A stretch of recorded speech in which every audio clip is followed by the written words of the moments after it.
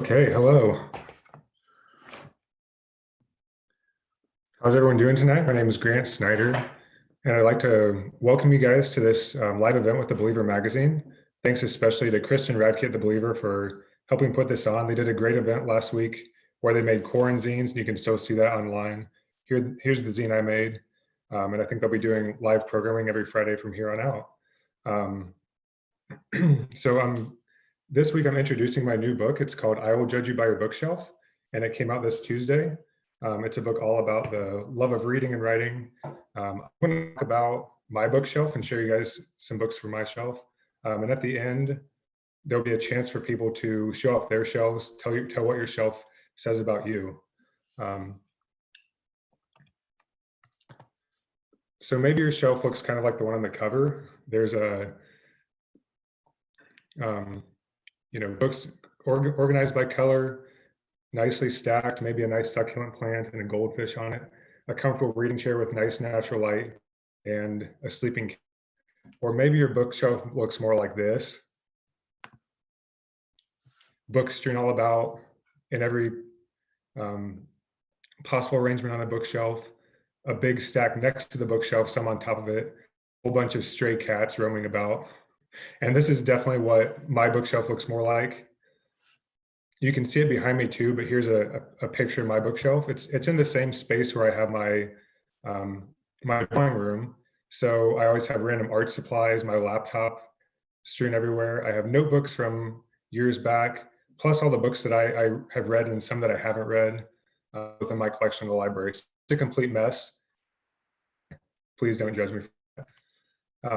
One thing I missed about being at home in this pandemic time is not being able to go to parties. Not so much the idea of talking to people at parties or hanging out with them. I'm more of an introvert, but what I really miss about parties is going to people's houses and looking at their bookshelves. Other people's bookshelves. I would never judge a book by its cover. The spines, however, are a different story. So if you ever invite me over, beware.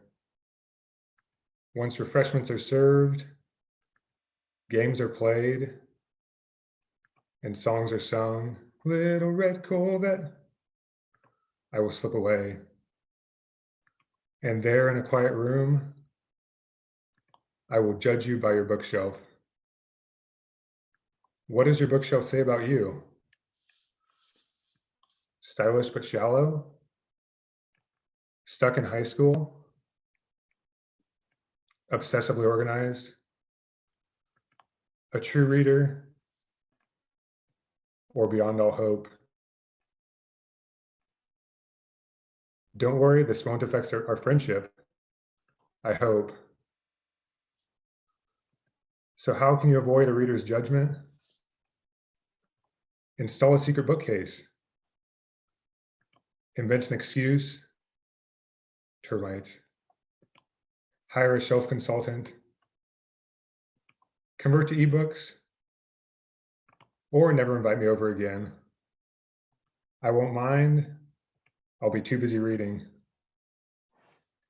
But if I ever invite you over, I ask only one thing. Don't judge me.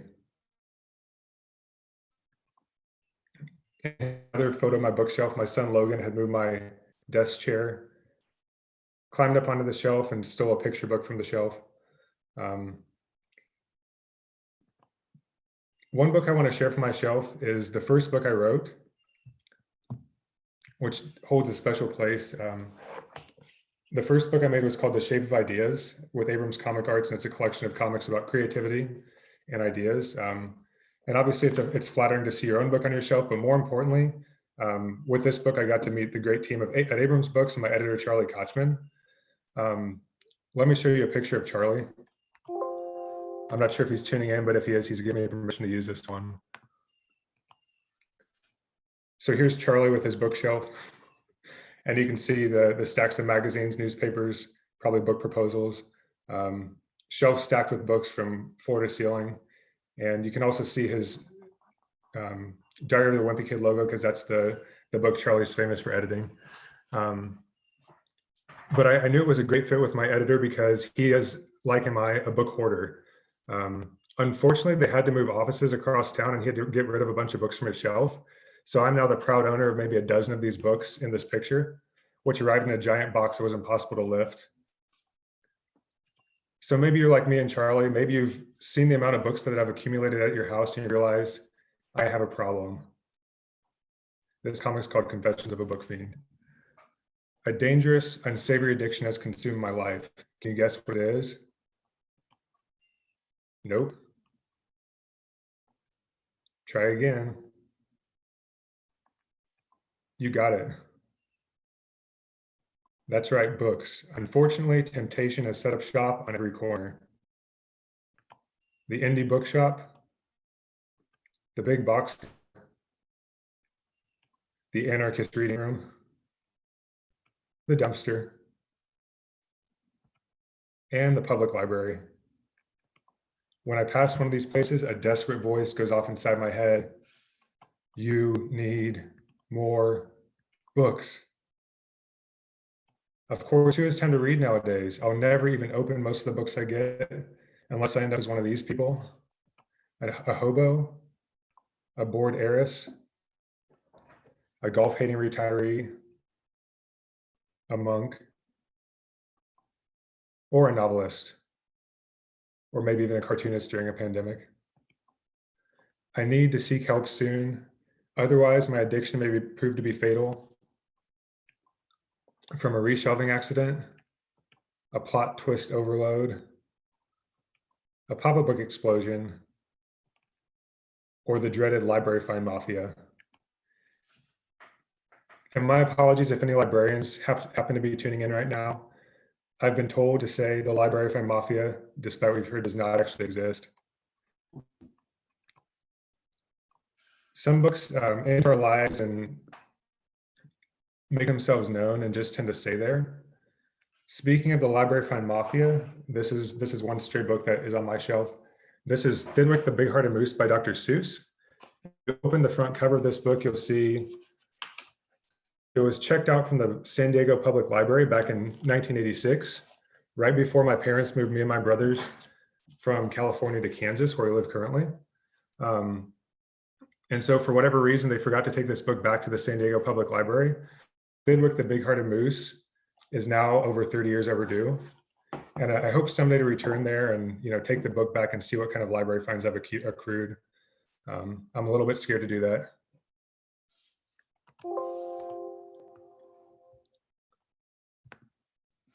This next comic is about how books make their way into our lives. We found it on our doorstep and decided to take it in. It was a quiet, reliable companion. We decided to get another. Soon our home was filled with every variety. They demanded constant attention, kept us up throughout the night,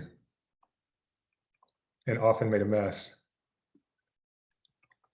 They consumed our entire schedule: author signing, writer's workshop, library book stew, used book sale, Hemingway impersonation class, poetry slam, all-night readathon. They became a neighborhood nuisance. We decided to set them free among their own kind. Our lives returned to normal, or so we thought. And whenever I try to go all Marie Kondo on my bookshelf and clear things out, maybe take a box of books to a used book sale or a bag of books to the library, I come back from the used book sale with 10 new books I bought for $1. I come back from the library with even more books than I started with, and the cycle of books continues. One nice thing about being in Kansas during this time is, although we're staying at home for government orders, we are able to go on walks. So when I do this, I be sure to bring a book with me, all kinds of weather. I have books on my nightstand, books in every corner of the house. I felt like this pile of books on my nightstand looked kind of like a face. That's why I put it in the presentation. Sometimes I even read books in the kitchen while reading. And maybe you're like me, maybe you always have a book with you, but never have a bookmark. I'm always looking around for something to use as a bookmark. In this case, I found a nice ripe avocado to hold my place in the book. As good as my intentions as a reader are, some books I just can't finish. Maybe you've heard about this book, and I'd heard a lot about this on Twitter and elsewhere, so I decided to try it for myself. I got to page, let's see, 95 or so, trying to read all the footnotes, being an avid reader, and I just couldn't get any further. So I put it back on the bookshelf with every intention to revisit it some way. But you probably have books like this on your shelf where, for whatever reason, you've never gotten around to finish them.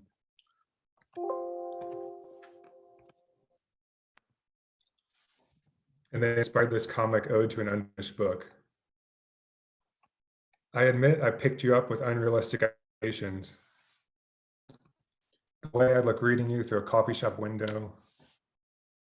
The hours I'd spend poolside lost in your world. How smart I'd sound discussing you at parties. But now here we sit.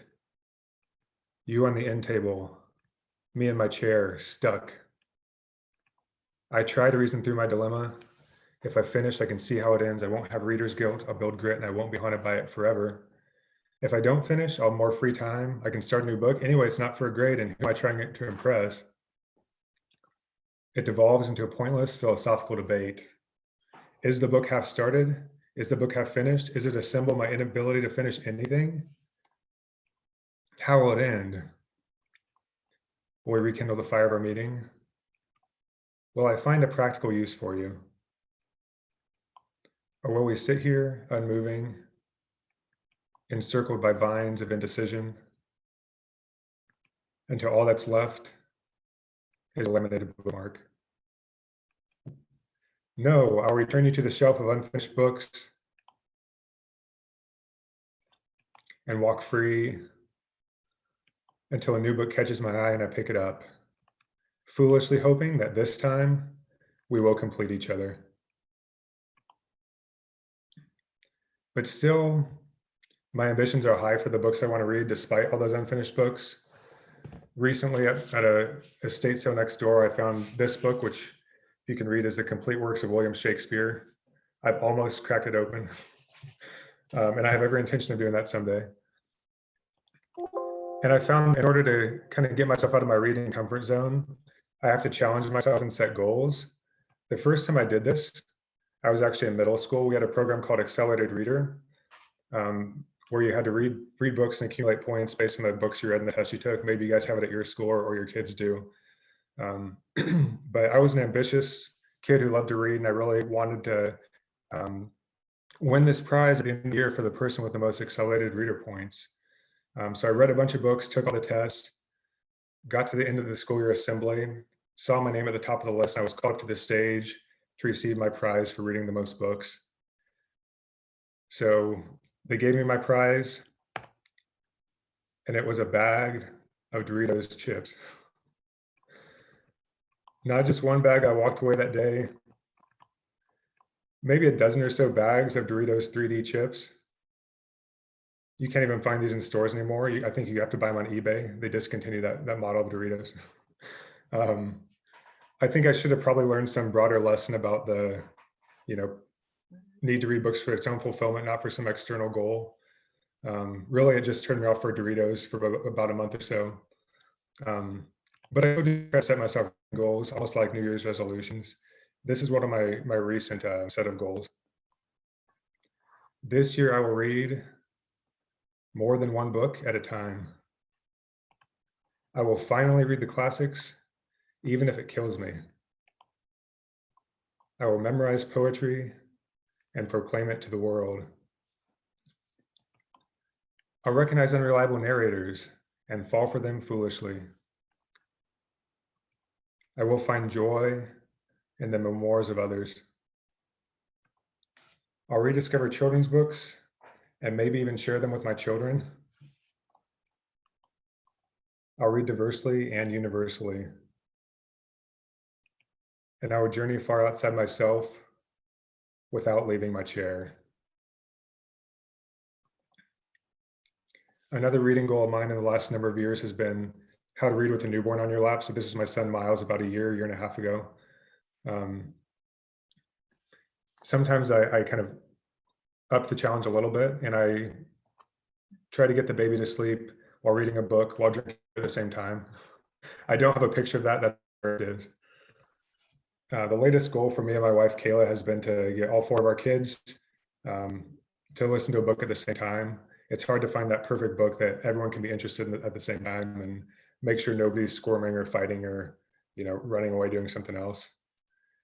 I'm about to share is not one of those books, but it is another book from my childhood. This is the book I'm afraid to read. So maybe you remember, if you grew up in the 90s, the Scary Story series written by Alvin Schwartz with drawings by Stephen Gamble. They've since made a movie, I think, based on this book. But the stories are great. They're folk tales from all around the world and from all different times. But even better than the stories are the illustrations. They're these creepy watercolor paintings that absolutely terrified me as a kid. And you can kind of see why. Sorry if any young kids are tuning in at this time. There were a few of the drawings in here that were so scary that I was afraid to have this book on my shelf at night. I would have to, pretend it wasn't there or move it to a different room. Needless to say, I absolutely love the books, and that's why I still own them to this day. Believe it or not, these books are banned in some places. So in Michigan, they were challenged because the poems frightened children. In Arizona, because of the occult, devil, and Satanism. Also in Arizona, complaints about violence and cannibalism. Cannibalism doesn't fly in Arizona. And in Washington State, because they were far beyond other scary books, which to me sounds like a great blurb to put on the back cover. If they said it was far beyond other scary books, I guarantee a bunch of people would try to buy it, which is probably what happened. And sometimes the move from angry parents or administration to remove a book from the library has the opposite effect. And this comic is called Ban This Book. It contains gratuitous violence, unrealistic sex, and subliminal Satanism. Evil school. It will terrify our children, incite teen rebellion, and keep college students from their studies. Who knows what horrors are hidden within? Profanity, excessive adverbs, semicolons, annoying desk jacket, unbearable typeface, magical realism, puns, and the risk of paper cuts. So protest the public schools, stage sit-ins at bookstores, pillage your local library, burn every last copy. Whatever you do, don't read it. You might actually enjoy it.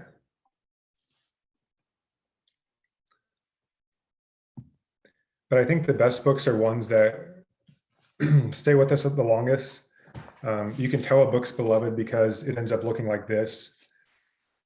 Well-worn, opposite of pristine. This is my copy of A Light in the Attic by Shel Silverstein, stolen from my parents' bookshelf. My book, I Would Judge You by Your Bookshelf, is dedicated to my parents for letting me steal from their bookshelf. And this is one of the examples of those books. It was given to me by my Aunt Peggy for Christmas back in 1991. So it stuck with me a long time. But as you can see, it's not in the best shape. I'm surprised this wonderful Shel Silverstein author photo is still intact on the back.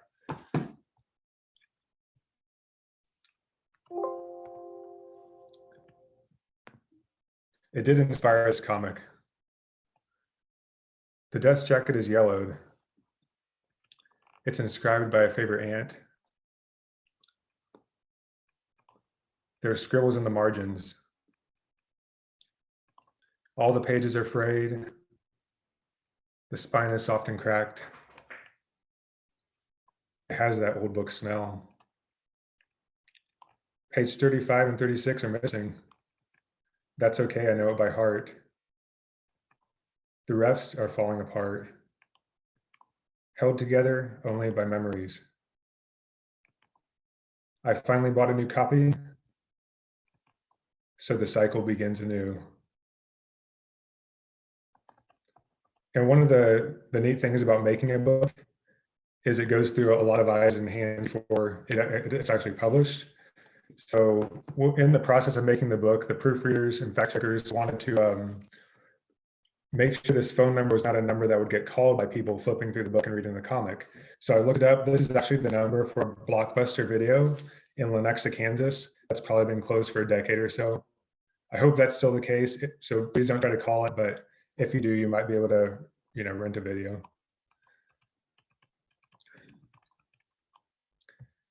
And here's my copy of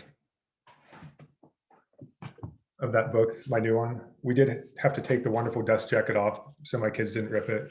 And this was actually given to me by my dad as well for a birthday present. But it's wonderful, the connections that can be made between books, how they can be passed on from parents to kids and back and so forth through generations. And that's what the best books do, is they connect us. In difficult times like these, it's nice to have, some way to communicate. If we're not able to see each other face to face, we can still read the same books and talk about them. I hope you guys are able to find some solace in the books on your bookshelf. I hope you get a chance to read I Will Judge You by Your Bookshelf. I'm going to read one more comic, and afterwards we'll have people raise their hands, and you can kind of show us your bookshelf, tell us what your bookshelf says about you. I won't necessarily be judging it, but I'd love to hear a little bit about your shelf and what it means to you. And if you didn't get a chance to see this presentation live, you can mention Believer Mag or Draws, which is me, on Twitter or Instagram, and we will post a comment judging your bookshelf. All in good fun, of course.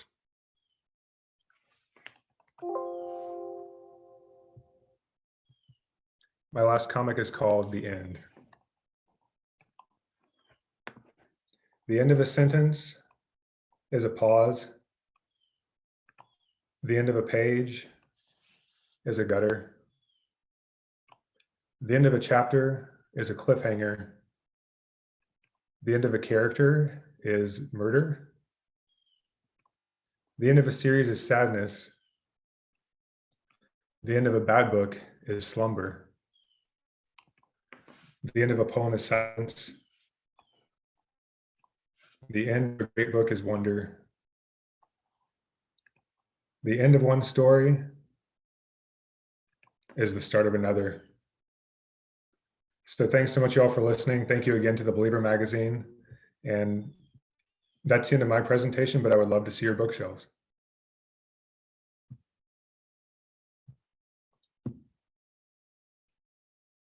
And if you want to share it, raise your hand and we'll call on you.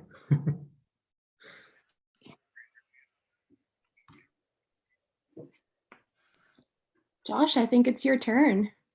Oh, I was just clapping. Oh, okay. Thank you, Josh.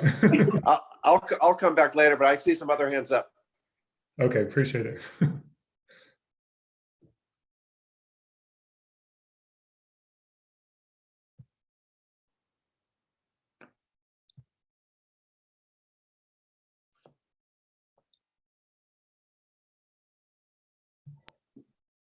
Hi. Oh, hi. Do you want to tell us about your bookshelf, please? Yeah, I'm sorry if the light is a bit bad because it's actually a bit early in the morning over here. My bookshelf is, I've had to stack the books sideways because I don't have enough space otherwise. But I think it's sort of arranged where these are where the books I pull out most are. So I have a lot of Madeleine L'Engle, which I really like. And I have a bunch of Carl Sagan books that I haven't finished, but I'm totally going to. And I have some that I actually don't read so much anymore, but I just kind of have them because they were my favorites at a certain point. And up there are a lot of books that people have gifted me. I think there's a comic about books that you don't read that people gift, if I remember correctly. But yeah, this is full of books that I haven't read that people have gifted me. There's also Woodhouse, which I really like. So that's fun. This is my big girl books. Okay, I'm joking. But yeah, these are some of the books that I haven't read yet. But on the other side, I have a lot of books that are really old. So on the top, there's a Dr. Seuss and a lot of books that just I've been gifted by family members, like a bunch of poem books. And actually, oddly enough, in this section, there's a lot of notebooks because I feel like as a reader, I'm also somebody who takes inspiration from books and ends up writing a lot. So this is like, other than these, which are all old books, this is by far the most important part of my bookshelf. There's even a dictionary here. So yeah, that's about it. And where are you calling from, or where are you watching from, where it's early in the morning? I'm calling from India. Oh, awesome. Thank you. I'm glad you could tune in live. That's amazing. That's amazing. Thank you for sharing. Thank you.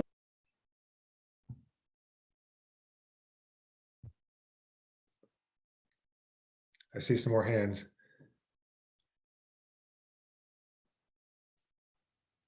Hi, Hello. I'm calling from Fredericton, New Brunswick, Canada, and my bookshelf is behind me here. And what it probably says about me isn't much other than my husband's name. The reason it doesn't say too much about me is because most of the books that are really important to me, aside from this one shelf here behind me, are at school. I'm a high school English teacher, so all the good books go there on my shelves for my students. Even my copy of The Shape of Ideas is there. But right behind me here, I've got a shelf of my to be read things that I brought home from school when I was allowed to go back in. We were told 15 minutes, go, go, go, go, get everything you need. We had to be back out. And now I'm teaching from home, and directly behind me says teaching from home. Books are really important to me, and I love, love, love your comics. I follow on Instagram and bought the first book as soon as it came out and pre-ordered this one. Thank you so much. Yeah, thank you for sharing. I really appreciate it. And I hope your students are, getting a lot out of the books you're sharing.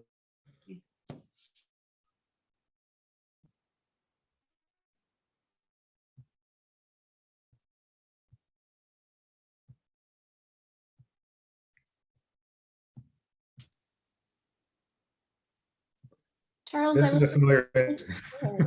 you're on. Oh, I am? Oh, wait, I gotta mute it.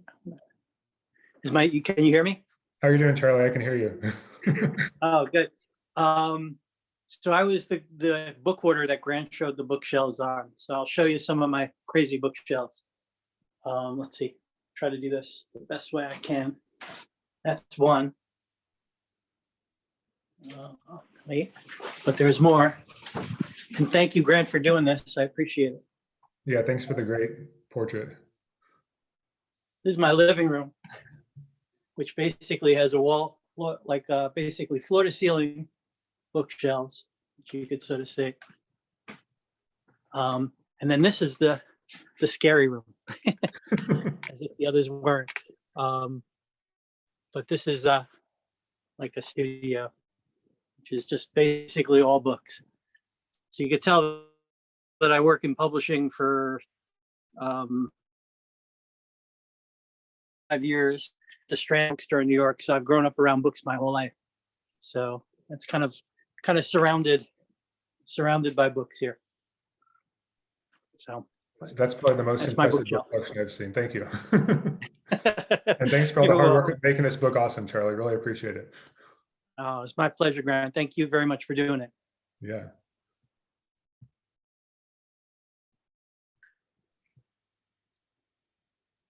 Okay, April, you're up. Oh, You're up. thank you. So I'm Cole from Florida, and here's my dad. And so here's my bookshelf.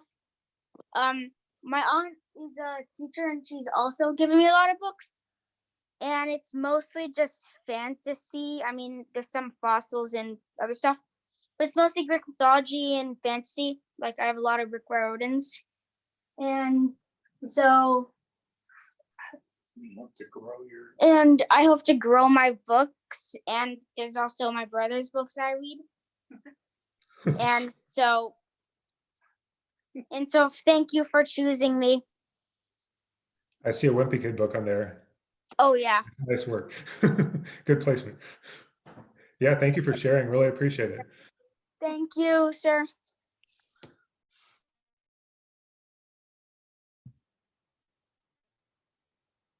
Hey there. Hi, how are you doing? My name is Mirna and I call from Chicago. But originally I'm from Croatia, so excuse my accent.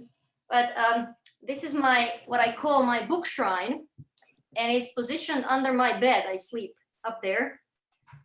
And I moved from Croatia to Germany and then here to the US, and this is something that follows me. I always say, even if I have to sleep under the bridge, I will have a bookshelf. And this is a healthy mix of books in English and Croatian.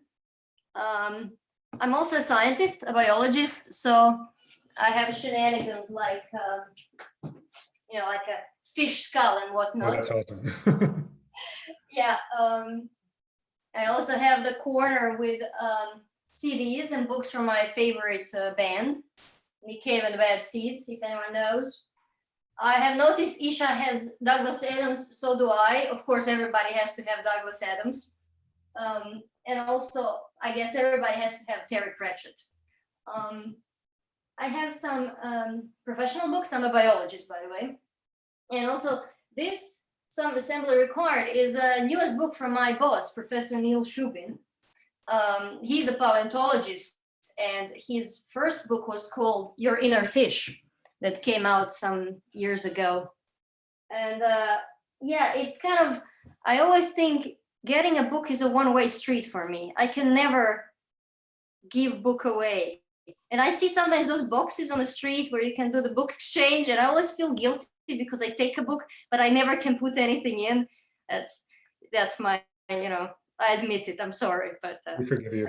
I cannot do anything about it, I'm sorry. There's Stephen King's Misery, and I still haven't paid back anything for taking that one, but yeah. Is that a bicycle helmet by the fish skull? Yeah, I do this. I was learning how to rollerblade, so yeah, that's Okay. yeah, and I like rock and metal, so it had to have spikes, right? It's Right. I thought of the idea of just drawing a cartoon of somebody riding a bicycle, while reading a book at the same time. So yeah, I have a friend who rides a bicycle and takes photos at the same time. He does this also when he drives a car, so that's the closest equivalent I can think of. Thank you for sharing. Really appreciate it. Ron, thank you so much for this. And I think we have time for probably one more. Anyone else want to share their bookshelf? Yeah. Hi. Hello. Oh, so you will be happy to know that San Diego Public Library actually is fine free now, so you don't have to worry about the fines anymore. Thank goodness. You're okay on that. They don't know where I live, but they know what city now. Yeah.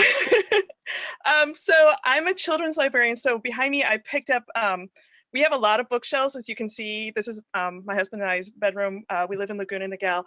And this is my favorite section, which is my children's section. I'm a huge Philip Pullman fan. I absolutely love children's fantasy. I've got Susan Cooper, Diana Wynne Jones, who I absolutely adore. Howl's Moving Castle is still one of my favorite books of all times. I have my copy of Dottie Smith's I Capture the Castle.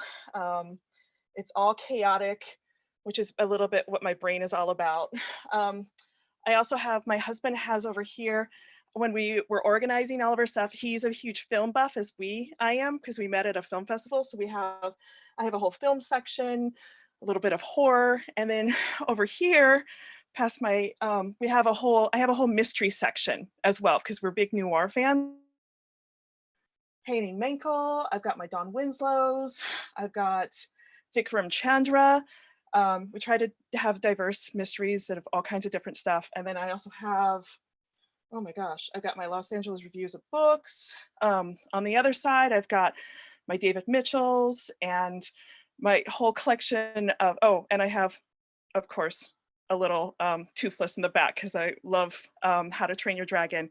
But then I have some New York Review of Books. I have all kinds of different subjects. It's everywhere, any kind of stuff. We love to read it. So if you need to find a book, do you know exactly where it's located, or do you have to spend a while searching for it? nope, I've got it in my brain. I've got a whole catalog. There's we do it by themes. So I have, like I said, movies and music, husband's sci-fi collection, children's mystery, my literary collection, my fairy tale collection, and that's not even counting. I mean, if I really want to go, okay, we're gonna do it. If I'm gonna be online, we're gonna do it. This is not even counting my husband's graphic novel collection, which is a huge story.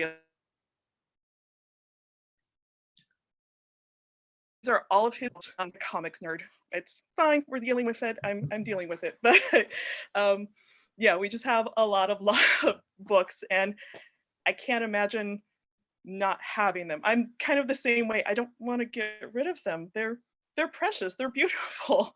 And as a librarian, I can always say, oh, if you want to borrow it, just come to my library instead of using my own books. So, but that's what I've got. Yeah, thank you. Yeah, thanks so much for sharing. That's awesome. And wow, I'm super inspired to go accumulate more books now. Thank you guys for sharing again. That was really fun to see. If you didn't get a chance to put your bookshelf on the screen of this video, feel free once again to mention me or the Believer magazine at Believer Mag and at Grant Draws on Twitter and Instagram, and we will judge your bookshelf. So thanks again, guys, and happy reading. Thanks, everyone. Have a good night.